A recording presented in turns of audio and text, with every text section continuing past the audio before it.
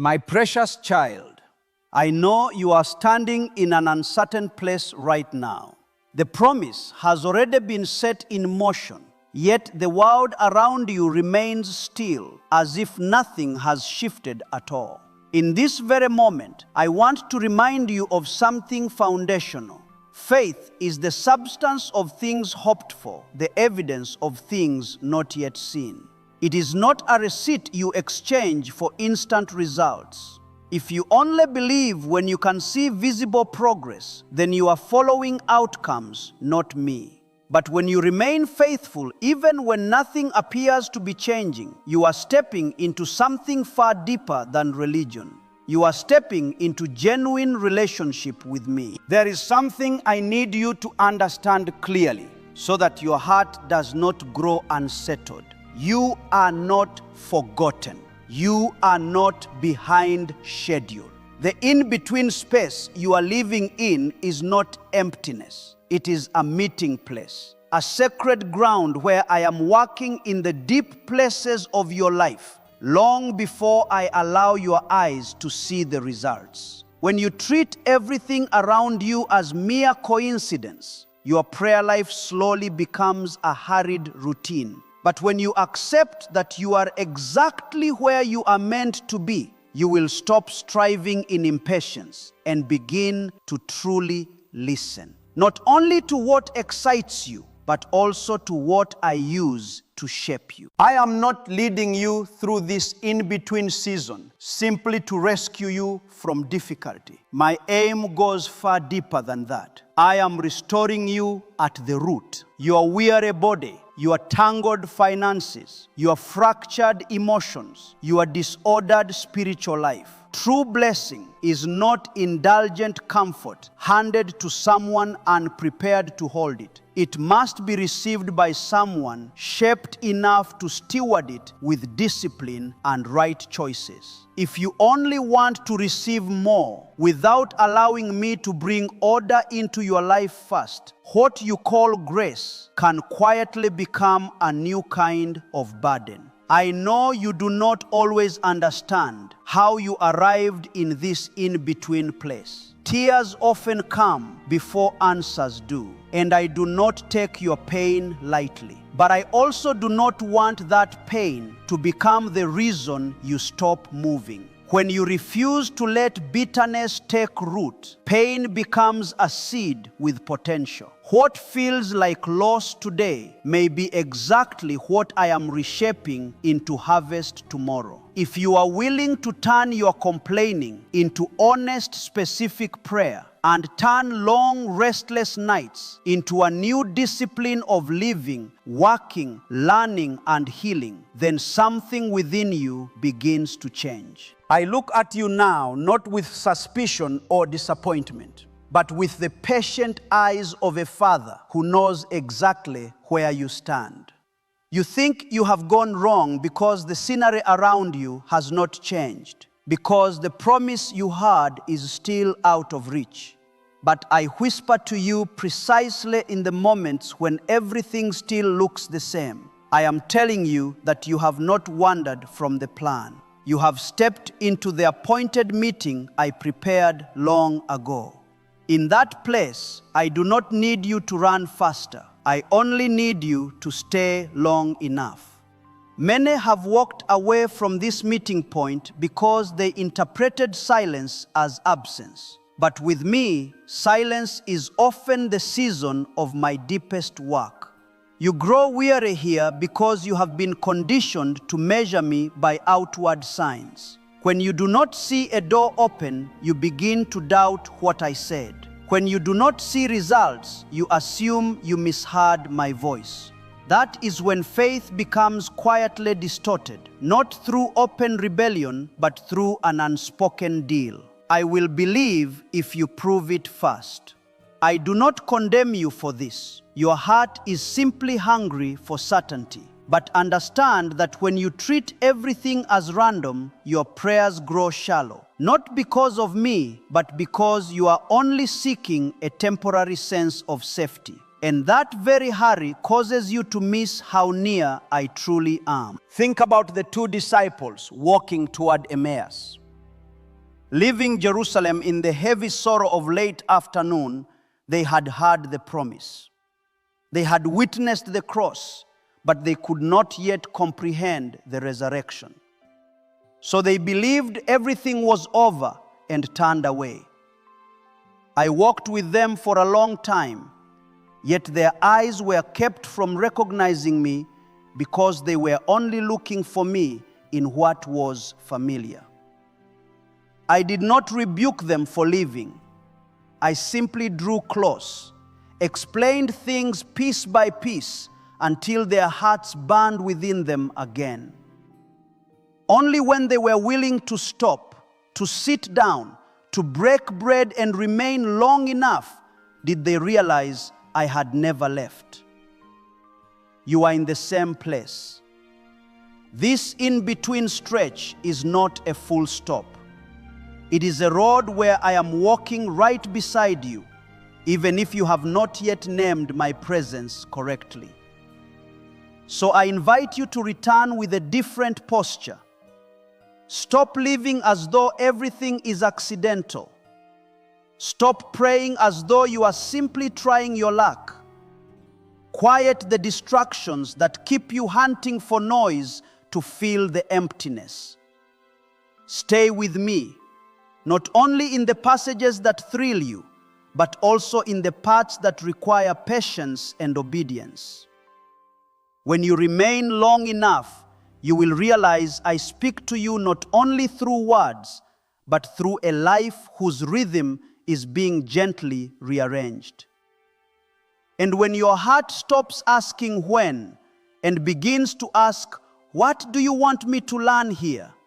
Something shifts permanently. I do not only want you to know you are in the right place, I also want you to be ready for what I will do next. This meeting point is not a campsite where you pitch your tent and settle forever. It is a place of preparation for a deeper restoration. When you truly recognize that you have not been abandoned, you will have enough peace to look honestly at what I want to touch at the root. And from that peace, you will be ready to be led further, not merely out of difficulty, but into a completeness you have never imagined. Receive this with a slower breath, because this is where many most deeply misunderstand my heart. When you are exhausted, I do not come simply to pull you out of the pit and leave you to repeat the same patterns as before. I do not patch the surface or offer a quick fix. What I seek is restoration at the root, where old habits, distorted patterns of thought, and disordered choices have quietly been draining you for years. If I only extracted you from the problem, you would return to the same cycle before long. When I restore you, I want you genuinely free, not just temporarily relieved. You often ask me to change your circumstances while I wait patiently for you to allow me to change how you live within them. You ask for more strength, yet resist learning true rest. You ask me to open financial doors, yet avoid the discipline of stewardship. You ask me to heal your emotions, yet continue clinging to attachments that keep your heart in constant turmoil. I say this not to accuse you, but so you understand that restoration is not indulgence. It is the reordering of what is out of place. When order is rebuilt, peace is no longer a fragile feeling that comes and goes. It becomes a solid foundation. Remember Naaman, a powerful commander who carried leprosy within him. He came expecting something dramatic,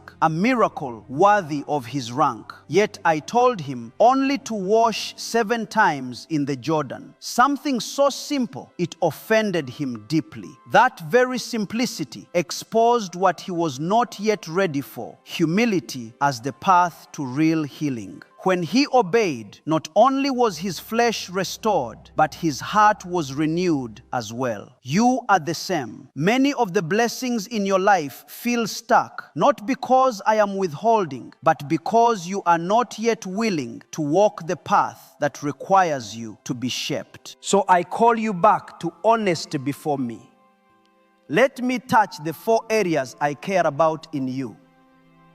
Your body needs to be honored with a proper rhythm of rest and care. Your finances need to be managed with wisdom and responsibility. Your emotions need to be guarded and nurtured in truth. And your spiritual life needs to be fed by a discipline of love, not merely passing inspiration. If you only want to receive and refuse to be formed, you will grow weary of the very things you once prayed for. But when you allow me to shape you, blessing becomes support rather than a new weight you carry alone. I know this is not comfortable because it requires you to lay down a faith that functions like a transaction. Yet it is here that you begin to grow into something mature, a faith no longer dependent on the feeling of being indulged. And as that inner order is gradually restored, you will find yourself entering deeper territory, a place where emotions no longer drive your decisions, but trust becomes your compass. And when you are steady enough to face what is still unfinished within you, you will understand why I am not in a hurry. Some things can only be formed through patient endurance, and that is what will carry you forward. I know there are mornings you wake with heavy eyes, not only from physical tiredness, but because your heart has been crying for a long time in silence. Your tears do not confuse me, and they do not push me away. I have seen every drop fall on the nights you thought no one understood. But I want you to hear this clearly. Tears are not wasted. Yet they are not permission to remain forever in one place. If you turn pain into a shelter, it will slowly hide the road I am opening for you. Many people hold on to sorrow as if it proves their devotion, as if the more they suffer, the faster I must respond. But my child, pain does not automatically produce maturity. When bitterness takes root, pain locks you in the past. But when you place it honestly before me without dramatizing it, I will turn it into material for something new. I do not erase your memories. I teach you how to carry them without being driven by them. Remember Anna in the temple, the woman who waited through long years of widowhood and loneliness. Her loss did not close her off. It made her steadfast in prayer. She did not use her tears to demand. She used them to listen more deeply. And on what seemed like the most ordinary day, she recognized the Messiah in a poor infant. What she had waited for did not arrive with trumpets. It came in quiet presence. You are the same. What I am preparing may arrive in a form very different from what you imagined. So I call you to take one more step. Do not let your grief only circle within you. Turn it into specific, honest prayer. Tell me plainly what hurts, what you fear, what you do not yet understand. Turn long nights into a new discipline. Sleep enough for your body to recover. Work faithfully even when no one is watching. Keep learning so your mind is expanded. Seek healing instead of hiding from it. These small things, repeated in trust, will slowly transform the rhythm of your life. When you stop using tears to justify standing still, you will begin to see pain change its shape. What you call loss will gradually reveal itself as a harvest being sown in the dark. I see your face every time a door closes, especially the ones you prayed over for so long to be opened. You often think it signals failure or a cold refusal from heaven, but I want you to learn to see those moments differently. Not every closing means loss. Not every silence is rejection. Often it is my hand placed gently against your chest, stopping you from entering what would slowly wear your soul down before you even noticed the damage. What hurts most is not only the closed door itself, but that you had attached your identity to what was behind it. A title, a relationship, a path to quick recognition. When it collapses, you feel as though you personally have been rejected. I do not blame you for hoping, but I gently warn you, do not worship what I only allowed you to pass through. Remember Saul, anointed and entrusted with great power. When he saw people leaving him and the threat of losing his position approaching, he rushed to preserve appearances rather than obey. The door he feared losing was not merely a throne, but the approval of others. And that haste caused him to lose what mattered far more, my presence. What he thought would protect him became the very thing that stole his future. Some doors must close early precisely because if they do not, the damage later will be far greater. So I invite you into the humility needed for true discernment. When a plan collapses, ask me what you are being protected from, not only what you are losing. When a door shuts, pay attention to whether your heart grows lighter or heavier afterward. Many times a quiet peace arriving alongside the grief is a sign that I am guarding you. Learning to trust that protection will keep you from chasing what glitters on the outside but is hollow within. When you no longer panic at closed doors, you will begin to live more freely. Free from trading your soul for speed, free from exchanging depth for quick recognition. Then you will be ready to enter a deeper paradox of the kingdom, where you stop gripping life to secure yourself and begin instead to become a river. I speak to you as a father who knows your instinct to hold tightly onto things. People fear giving because they believe they will end up lacking. But in my kingdom, I do not measure by accumulation. I measure by flow. When you hold everything for yourself, even what is good will slowly stop breathing. But when you become a channel, life will keep being renewed within you. The reason it is hard for you to become that river is not that you are selfish by nature, but that you have learned to believe in earthly mathematics. You think you must have enough before you dare to share. Be completely safe before you open your hand. You fear that if you give compassion, you will be drained. If you lift someone else up, you will be left behind. But what I give you is not yours to guard like a rare and fragile thing. It is meant to pass through you. When goodness is held back too long, it changes shape and becomes anxiety, then control, and finally, a quiet loneliness you cannot explain. Remember the boy with 5 loaves and 2 fish. He did not have enough to impress anyone, and he did not have enough to secure himself. Yet he placed his little into my hands without conditions and without demanding guarantees. The miracle did not begin when the bread multiplied. It began when the boy let go. And in the end, he did not lose his portion. He witnessed what he could never have produced by holding on. Becoming a river does not make you poorer. It only frees you from the illusion that everything depends on your ability to grip tightly. So I gently warn you here. Do not turn sharing into a spiritual transaction. Do not give only to activate benefits. Do not love only to be repaid.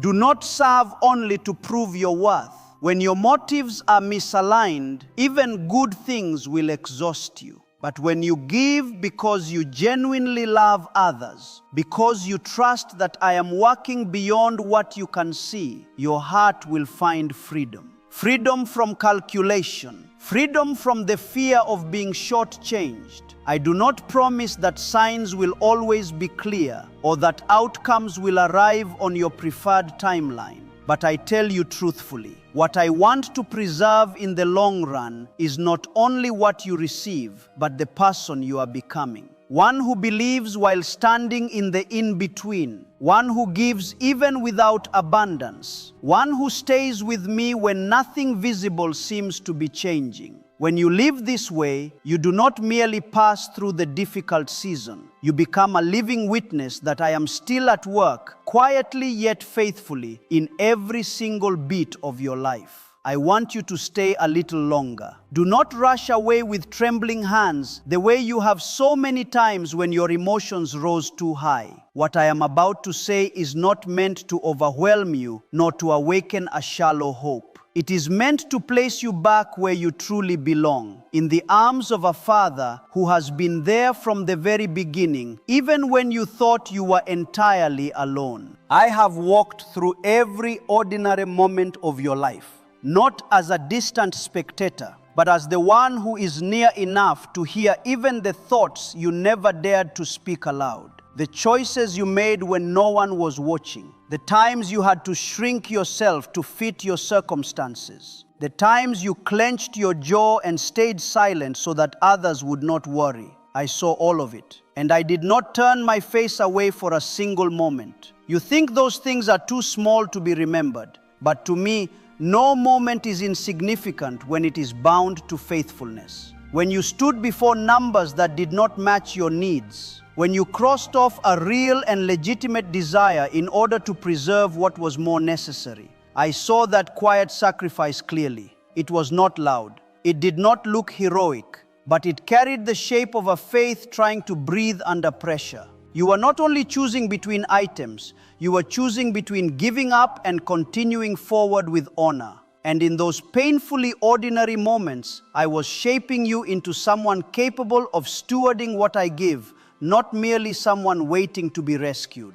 There are fears you have never fully named, only felt as a heavy pressure on your chest in the late hours of the night, when the world has fallen asleep and there is no one left to steady you.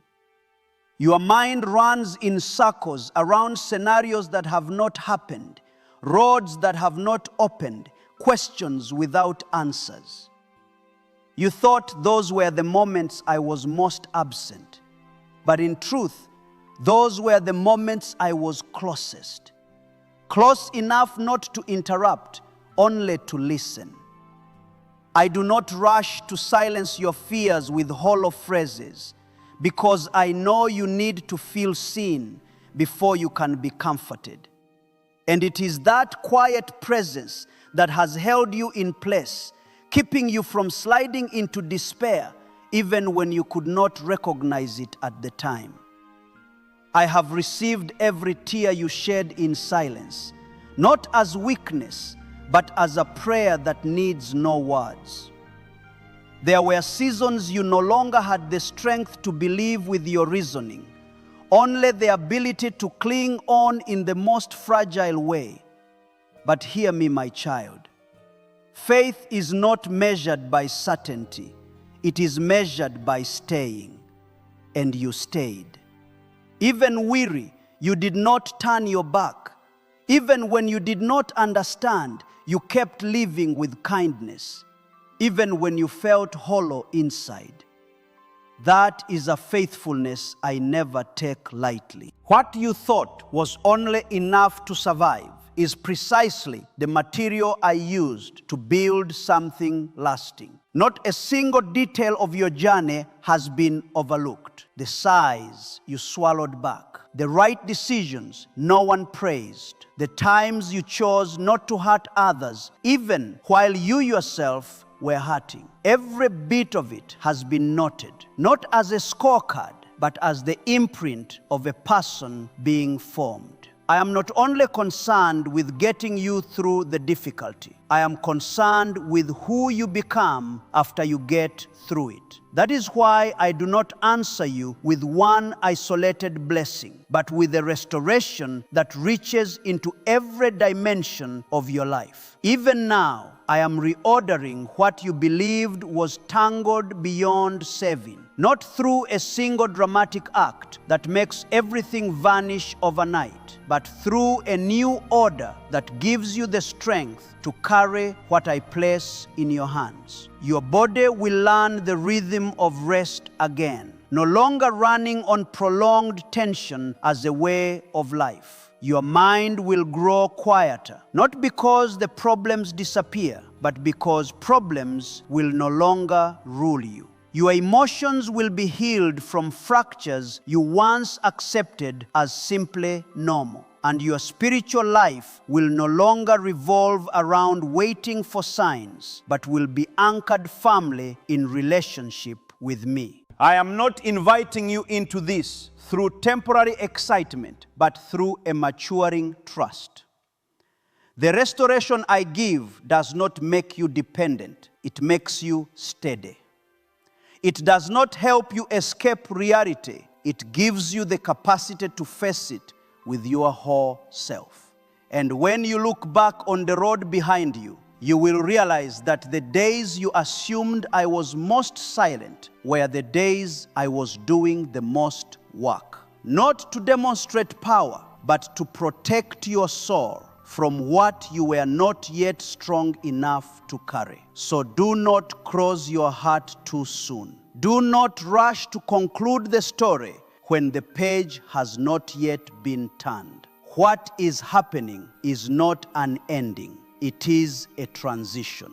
I am leading you out of an old way of believing, where faith was shaped by bargaining, and into a deeper place where you trust even before you see, give even before you have abundance, and remain even before you fully understand.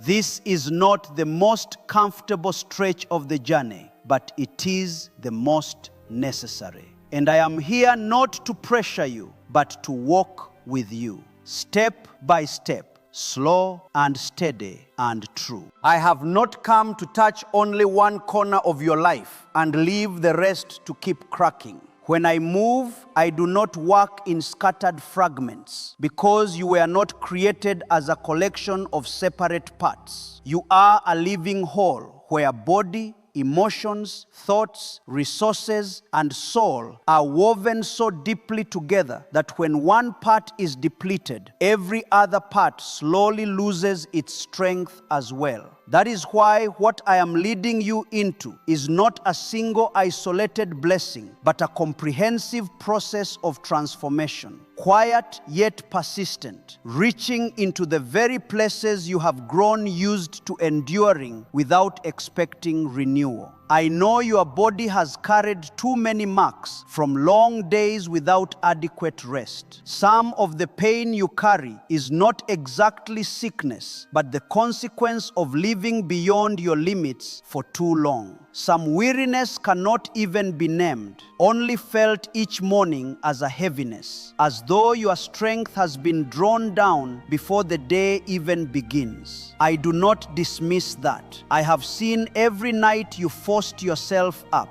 Every day you pushed forward when you were empty inside. And in the place where you thought all you could do was endure, I am beginning a true renewal. Not sudden or dramatic, but little by little. Your breathing will deepen. Your sleep will become whole again. Your body will relearn the rhythm of rest it has forgotten. At the same time, I am working in the numbers that cause you anxiety. I know the feeling of looking at what you have and sighing. I know the unease when the end of the month approaches. Lack does not only erode finances, it erodes dignity, slowly convincing you that you are always at a disadvantage, always chasing, always afraid of tomorrow. But I did not create you to live forever in that spiral. When I make a way to provide, I do not only bring resources, I teach you how to stand firm in the presence of those resources. The channels that once felt blocked will be opened little by little, and you will no longer live purely by sheer endurance. You will learn to steward with new wisdom, where money is no longer the master, but a tool that serves the life you are building. But if only your body is restored and your finances are eased, while your heart remains empty, you will still not be truly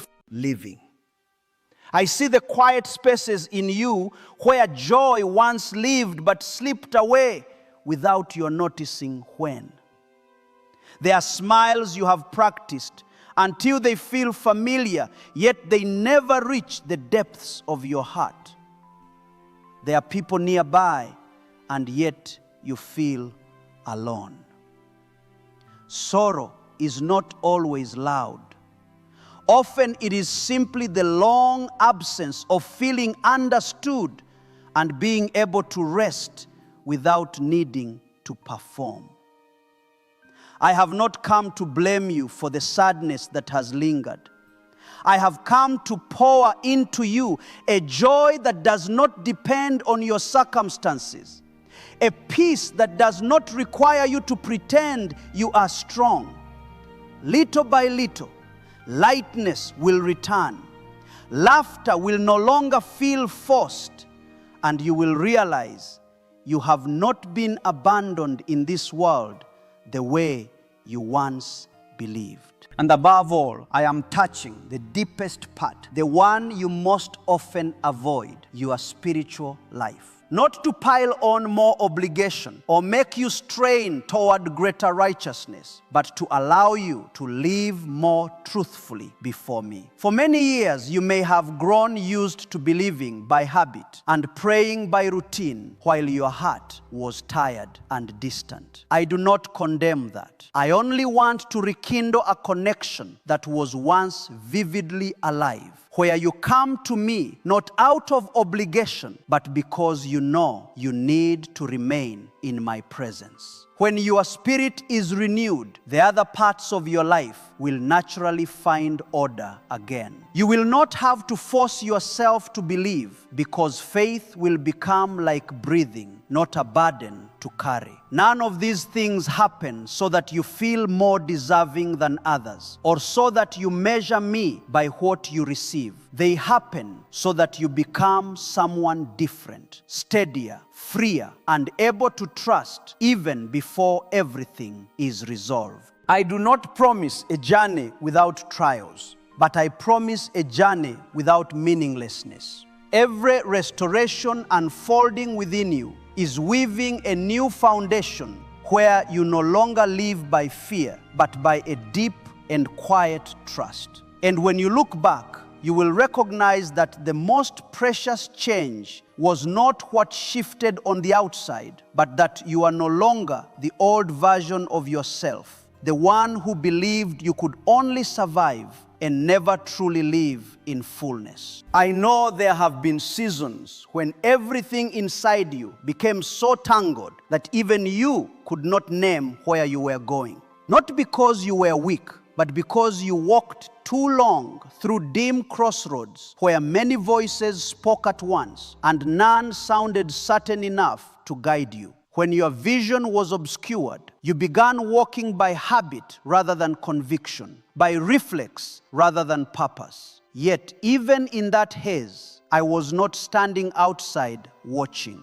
I was quietly doing something deeper than you expected. I was washing your sight clean, not with an overwhelming light, but with a steady and gentle clarity, enough for you to begin distinguishing what leads to life from what ends in a dead end. There were moments you thought you had lost your direction entirely, but in truth, you were being separated from paths that no longer fit the new person I am forming you to be. When your goals felt unclear, it was not necessarily because I was not speaking. It was because you had grown used to hearing me through the lens of fear, through the pressure to achieve quickly. I do not correct you by yanking the wheel.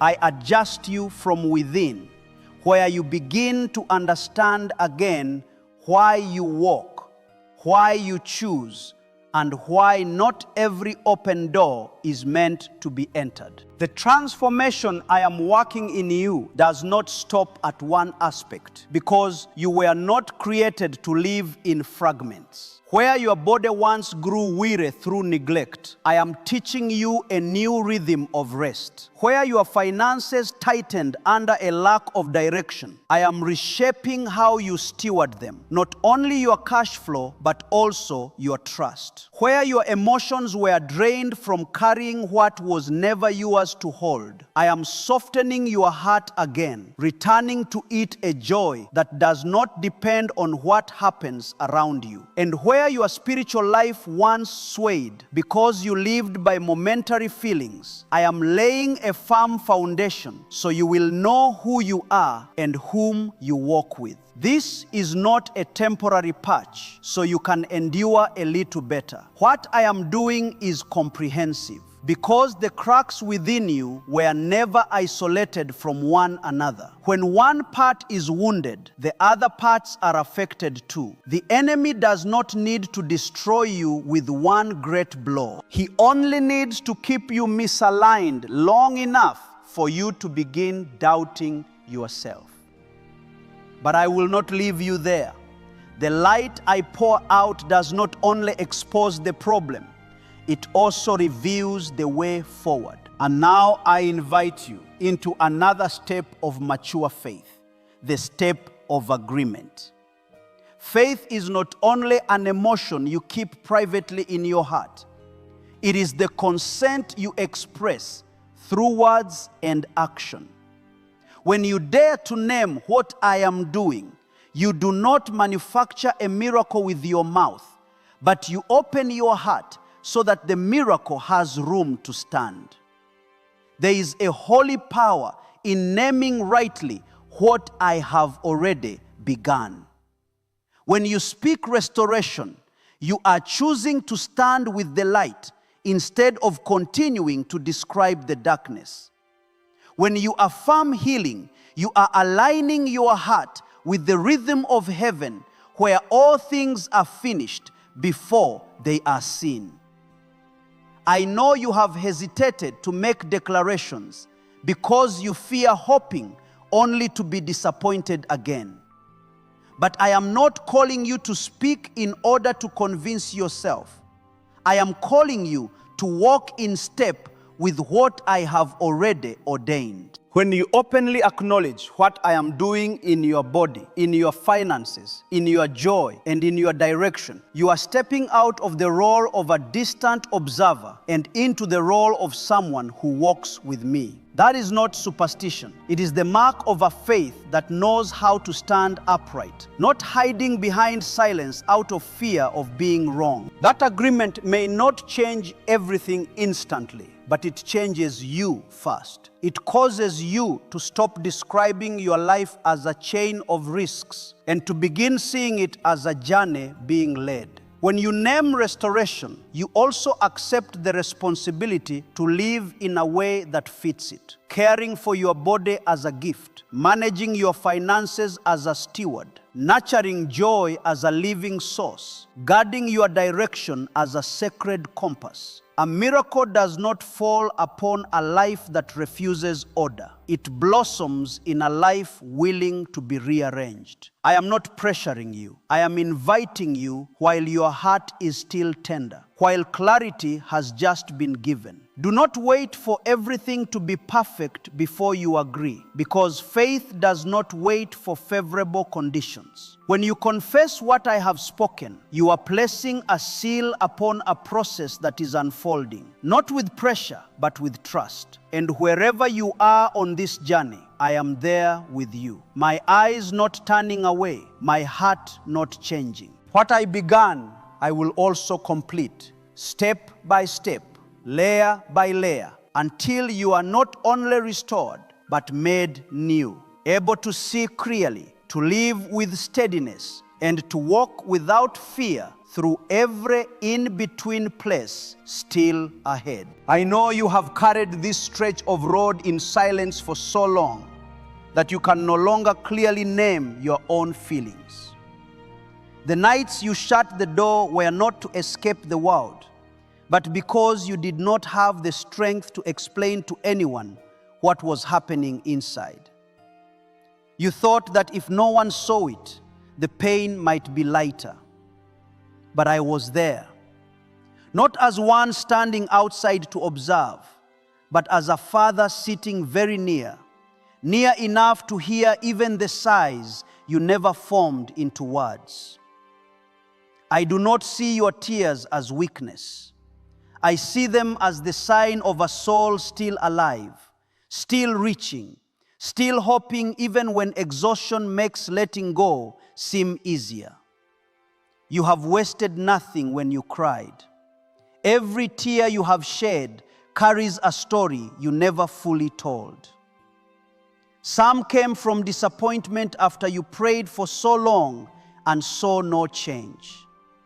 Some flowed from the pain of being misunderstood, overlooked, treated unfairly, without the strength to defend yourself. And some came quietly from shame, when you believed you should have been stronger, should have trusted better. I have not turned away from a single one. I receive them because I understand how much it has cost you simply to keep living through each day. But I want you to see those tears in a different light. They are not only emotional reactions. They are sacred signs of a process unfolding in the deep places. When you cry and do not let go of me, you are sowing something rare: perseverance. When you keep believing even when certainty has faded, you are sowing surrender. When you choose to pray instead of closing your heart, even if that prayer is only a choked, wordless sob, you are sowing faith in its most stripped down form. And the seed, by the law I established, never remains in the ground forever. I do not plant hope in you and then forget it. I do not allow you to pass through pain only to teach you how to endure. Everything you are living through is being rewoven by me, not to erase your memory, but to give that memory a new meaning. You have not seen the harvest because the seed is still beneath the soil, where there is no light and no applause. Yet it is precisely in that darkness that life quietly happens. Roots grow before the sprout breaks through. And what I am doing in you follows that same order, not the impatient rhythm of human hearts. There are moments you wonder whether I hear you at all, whether your prayers reach heaven or only echo back into the small room. I tell you with gentleness and certainty, not one of your cries falls into empty space. But I do not always answer the way you expect. Some requests must be answered with waiting, because if I gave you the outcome immediately, you would not yet be steady enough to carry it for long. I am building in you an inner strength no one can see, but it will be the very thing that holds you upright when what you asked for truly arrives. The enemy tried to convince you that this pain is proof that I have forgotten you. He whispered that you have believed too long, hoped too much, and now it is time to accept that nothing will change. But I am doing the complete opposite. I am taking the very material the enemy intended to make you collapse under and turning it into the foundation of what will endure. Your pain is not permitted to become the grave of your dreams. It is becoming the soil for something deeper, truer, and longer lasting than what you first asked for. You will recognize this not in one explosive moment, but in subtle shifts. One day you will wake and find your heart lighter, even though your circumstances have not changed. Then you will notice you no longer react the way you once did to the things that used to wound you most deeply. You will begin choosing peace over the urge to fight, trust over the need to control. That is not you becoming weaker. That is you being genuinely healed. And in those quiet changes, the harvest has already begun, even if you do not yet have the language to name it. I know you want a clear confirmation that your time has come. I do not say this to stir passing emotion, but to position you as one about to receive. Everything is moving without noise, without display, yet unmistakably real. The prayers you lifted in weariness are being untied knot by knot. The question of how much longer is being replaced by an answer you did not expect. Not with thunder from the sky, but with the door opening at the exact moment you are mature enough to walk through it. But before you go further, I need you to understand this, so your whole journey will not become distorted. The miracle is not the final destination. What I treasure more than the outcome is the person you are becoming along the way. If you only wait for the day when the tears stop, you will miss what has been formed in you through every single one of them. A softened heart, a faith no longer dependent on feelings, a humility that does not need to be recognized. These will stay with you longer than any specific answer ever could. When you look back, you will not only see that you made it through, you will see that you were remade. You will understand that if I had removed the pain sooner, you might have lost the depth you carry now. And when you tell your story to others, you will not boast of victory. You will testify to faithfulness. Your tears will no longer be a source of shame. They will become a language that other weary souls can understand and find hope through. So do not rush away while I am still speaking. This journey is not closing. It is stepping into a new layer of meaning. I have spoken to you about the value of tears, about the harvest that is coming, and about the shifting that is already underway. But what I am about to lead you into is not only receiving, it is living differently after you have received. For what brings me joy is not that you are comforted for a moment, but that you walk forward with new meaning, with a purpose no longer revolving around old pain. And here you will begin to understand why everything happened, not to break you, but to prepare you for something far greater. Something very quiet is happening in your heart right now, and I want you to recognize it. When I speak of sharing, you do not think first of crowds or grand gestures. Certain faces come quietly to mind instead. Someone you know who is weary but will not say it aloud. Someone who once seemed strong but has quietly begun to retreat inward. Someone you have not spoken to for a long time, not because of distance, but because both of you are afraid to touch what is still unhealed.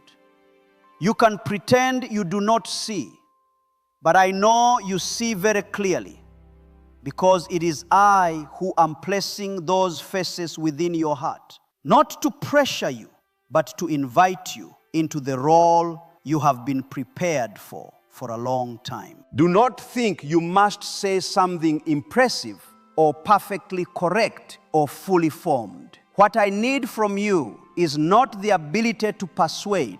It is the honesty of someone who has been in the dark and knows what it felt like when the light came. Simply pass on what I have spoken to you in your own voice, through your own not yet perfect story. When you dare to do that, you do not only help someone else stand again, you confirm to your own heart that what I am doing in you is real. Your faith in that moment will no longer be an idea. it will become living action.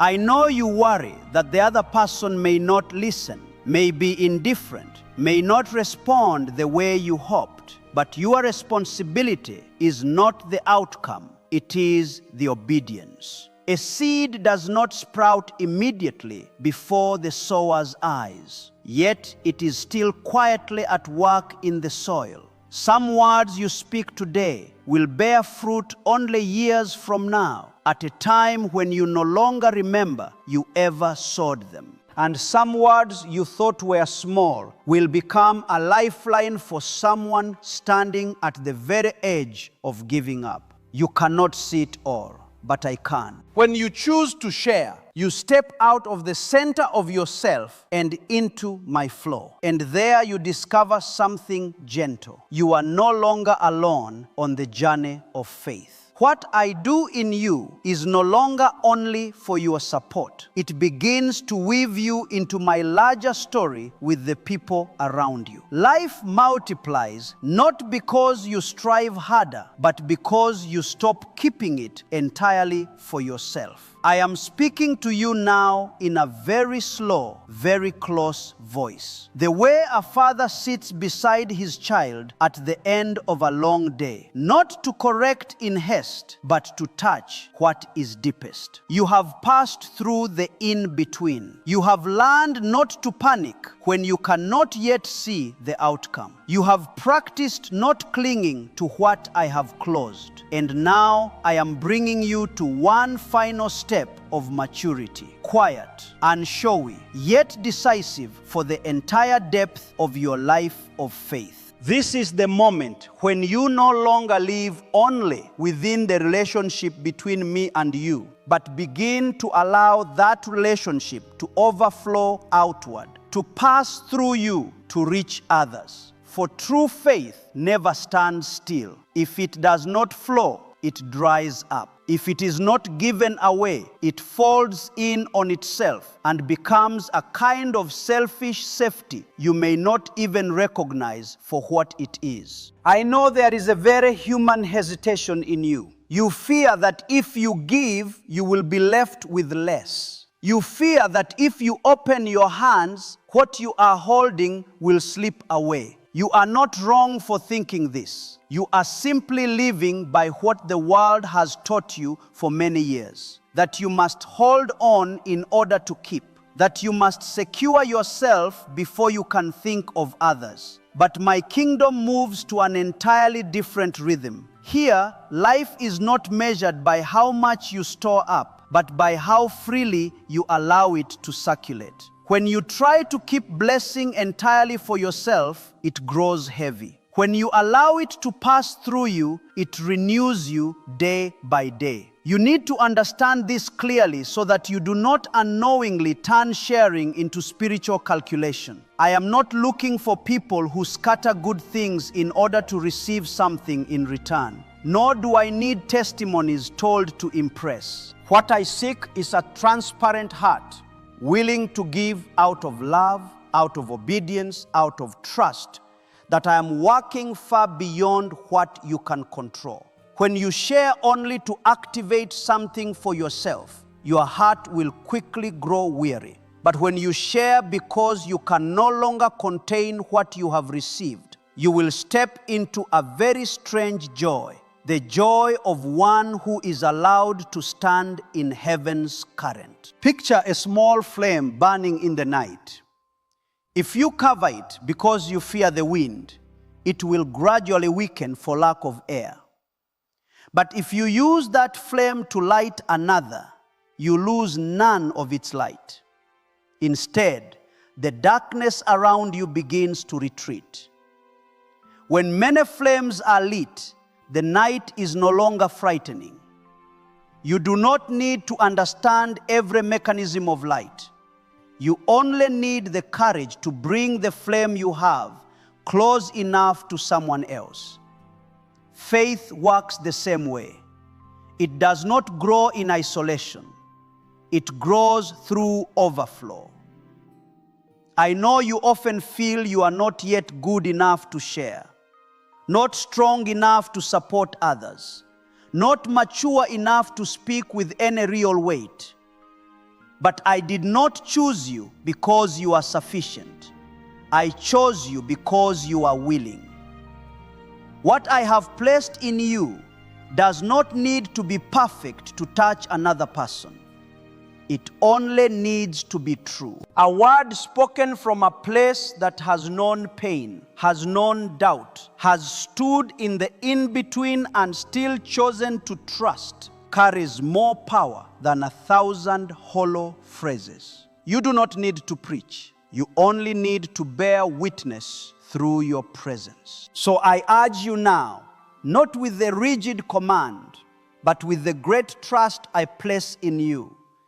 If a name, a face, or a person is echoing quietly within you, do not brush it aside.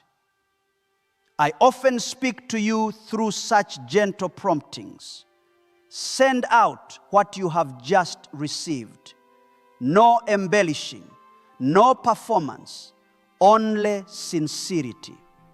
Share a few lines from your own heart, saying simply, I believe this came to me for you. I believe it did not find you by accident. Read it slowly and stay with it, because this may be what you need to stand again. When you do that, you are not merely forwarding something, you are becoming a bridge. And in this noisy world, a word shared with a pure motive can become the only foothold for someone who is tittering. The very moment you dare to let what I give pass through you, the second wave of the miracle begins to move in your life. The first wave began when you chose to remain, to believe, to let me refine you. The second wave is stronger and deeper because it does not only change you, it changes how you are present in other people's lives. You are not only a recipient of grace, you are a channel of grace. You are not only comforted, you become comfort. You are not only illuminated, you become a light set on a lampstand. And when you live this way, you will no longer fear lack, because you have touched the spring that never runs dry. I place abundance upon the generations that come after you. The cycles of lack and fear that once repeated in your line will no longer have the authority to shape what is ahead. What you are learning through tears today will become wisdom that protects them tomorrow. Through you, I begin to write a new story for your family. Not loudly, but firmly and enduringly. I proclaim over you a new season, not with slogans, but with real and quiet movement. Your body will gradually rediscover a healthy rhythm of life. Your finances will be opened to new pathways, not by chance, but by guided wisdom. Joy will return, not flashy or forced, but deep enough that it is not easily taken away. The direction of your life will grow clearer with each step, so you no longer walk driven by the fear of getting it wrong, but in the trust that I am already going ahead of you. When you step out of this moment, I do not promise you will never face trials, but I promise you will not walk alone. The words I have spoken do not remain suspended in the air. They go with you into your everyday life, into the small decisions, into the days that seem unremarkable. You do not need to try to carry everything. Walk in peace, for what I have begun, I will bring to completion. And you will come to see that even in the in-between, I am still there, quiet yet faithful, leading you step by step toward the fullness of life I have always intended for you.